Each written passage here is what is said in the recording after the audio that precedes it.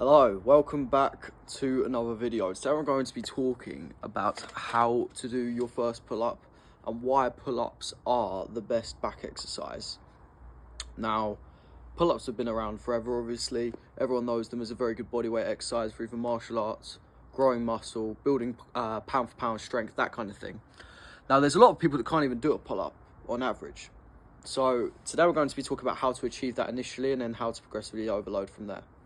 So if I couldn't do a pull-up today, the first thing I would do is I would do something called dead hangs, which is something that increases grip strength, which is what's needed for pull-ups in that initial phase especially, and for holding on the entire time you're doing the exercise. It's literally just hanging from the pull-up bar. That is what I would start on.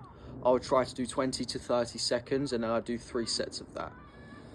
Then I would progress that to something called scapular pull-ups, or scap pull-ups they're called for short, which is where you come up and in. I showed that on my previous video, so go check that out if you haven't already. The next step I would do is something called negatives, where I would jump up to the top of the pull-up bar and gradually lower myself down. I would still do 3 sets of that and I'd do as many reps as I physically could. The next stage up from that is having bands underneath you, bands that support your feet.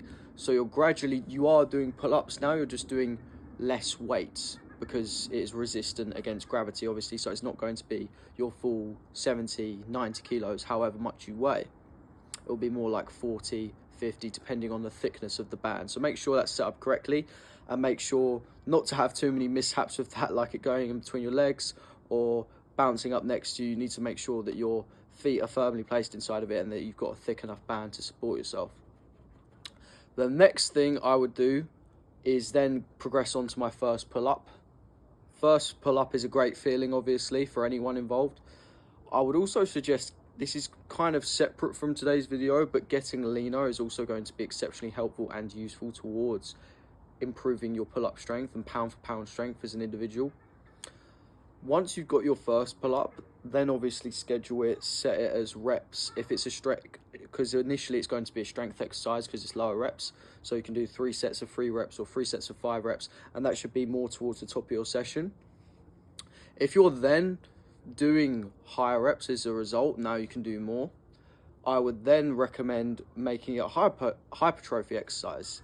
Now you can range this, especially if you become more advanced at it. You can then get something called a belt, which is holding more weight than you are carrying yourself. So say you're 70 kilos and you had 20 kilos, you're going to be doing pull-ups with 90 kilos.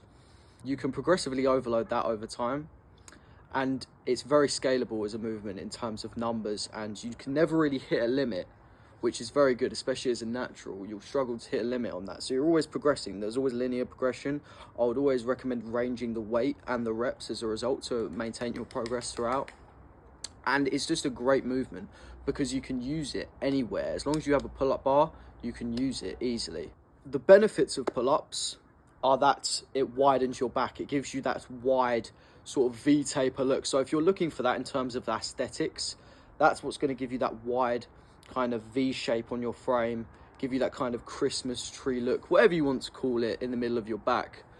And that actually works more the wider you do it. Obviously, the wider you do them, the harder they become because you're isolating the lats even more if you do that. If you do them more inwards, you're getting more muscles involved as a result, which is going to be helpful to you overall in terms of lifting more weight. Hence, I like to sometimes do weighted chin-ups, inverted chin-ups, because I activate my biceps more, therefore I get more bicep growth. So there's lots of variations to this movement that could be beneficial to you that you can sort of play around with. And if you like moving more weight, maybe you like to do weighted chin-ups more, especially if you're an athlete.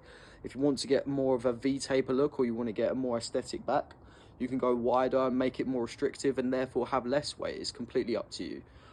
Especially if your goals are strength, then you can do the first thing I mentioned, or if it's hypertrophy, then the latter. It's completely up to you. Obviously, this translates to real athletic performance, which is a great thing. It's great for movements in everyday life. It increases your grip strength, which is a great thing. And you can start off your workouts with this compound movement because it is a compound movement. It's working your biceps, your lats, your back, and your wrists, obviously. The muscles in your wrists, not your actual wrists themselves, but you get what I mean.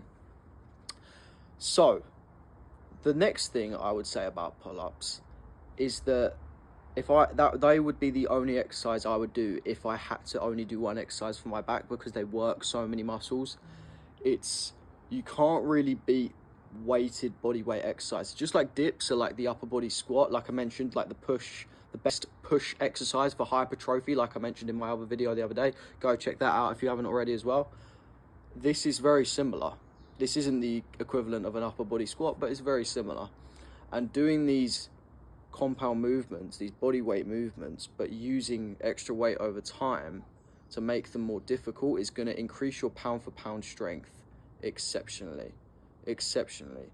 And that's not a bad thing to do at all, especially if your goal is longevity and your goal is to be aesthetic and your goal is to be bigger and stronger. All of these different things get achieved with these movements. That's why I love hitting two birds with one stone, if that makes sense. That's why I love compound movements. That's why I don't do a workout without doing compound movements, because you get the biggest bang for your buck as a result. So yeah, I hope you guys have all enjoyed that video. I hope you found it very informative. I hope you get a lot of value out of it. There is my program, link in the description, a very new program, Lean Muscle Protocol it's called. That is my personal program that's helped me achieve my physique, my strength, and everything I've done up to the gym at this point. So 5 years of knowledge. So go check that out, link in the description. Use code Leo, 10% off for Amps pre-workout, for Lucid supplements. I'll also put that in the description, and I shall see you later.